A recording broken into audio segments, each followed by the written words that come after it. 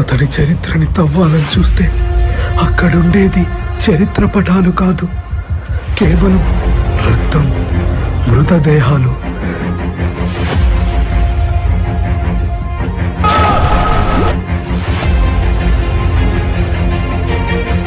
అసలు సలార్ అంటే ఏంటి? ఎవరిని వదలరు.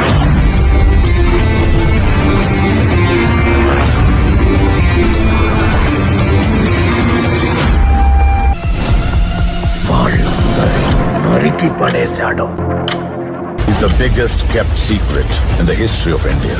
వస్తున్నా.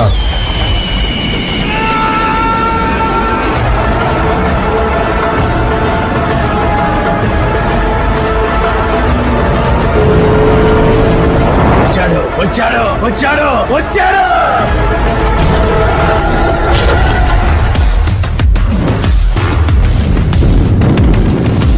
కేజీఎఫ్ ఏలడానికి ఒక సైన్యం కావాల్సి వచ్చింది.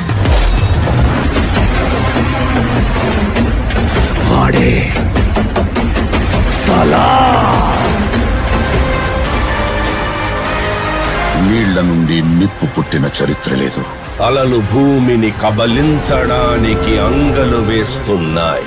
ఆ యుద్ధంలో మూడో వాడి అడుగు పడింది. History was wrong. అసలు కథ ఇప్పుడు మొదలవుతుంది.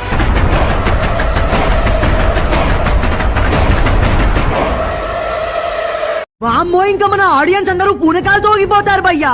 ఇప్పుడు ఈ రిలీజ్ తో ఇంకో 2000 కోట్లు వచ్చే ఛాన్స్ ఉందనిపిస్తుంది.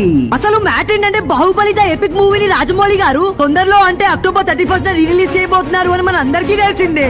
ఈ మూవీ రన్ టైం వచ్చేసి దాదాపు 5 hours 30 minutes ఉండబోతుందంట. అయితే ఈ మూవీ రిలీజ్ అవుతుందని తెలిసిందో లేదో, మన ఇండియన్ ఆడియన్స్ అందరూ బుక్ మై షోలో ఈ మూవీని 79K లైక్స్ తో ట్రెండింగ్ లోకి తీసుకెళ్లిపోయారు. అండ్ ఈ సినిమాలో మనకి ఒరిజినల్ బాహుబలి 1 and 2 లో చూపించని చాలా డిలీటెడ్ సీన్స్ అయితే రాజమౌళి గారే యాడ్ చేశారంట.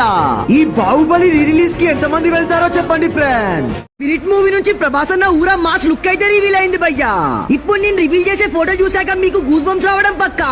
ఎందుకు ఫ్యాన్స్ తో ఆడుకుంటున్నారో తెలియదు కానీ రీసెంట్ గా యాక్టర్ శ్రీకాంత్ గా తరుణ్ గారు మాడామ్ సాక్ తో దిగిన ఫోటోస్ అయితే సోషల్ మీడియాలో ఘోరంగా వైరల్ అవుతున్నాయి. అయితే బాహుబలి రిలీజ్ అయి 10 years అవ్వడంతో రాజమౌళి ఇంకా మూవీ టీం అందరూ కలిసి పార్టీ చేసుకున్నారు.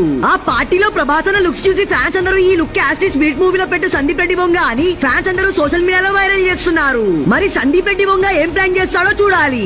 ప్రభాస్ అన్నకి విలన్ గా ఏ హీరో కరెక్ట్ గా సెట్ అవుతాడో చెప్పండి ఫ్రెండ్స్.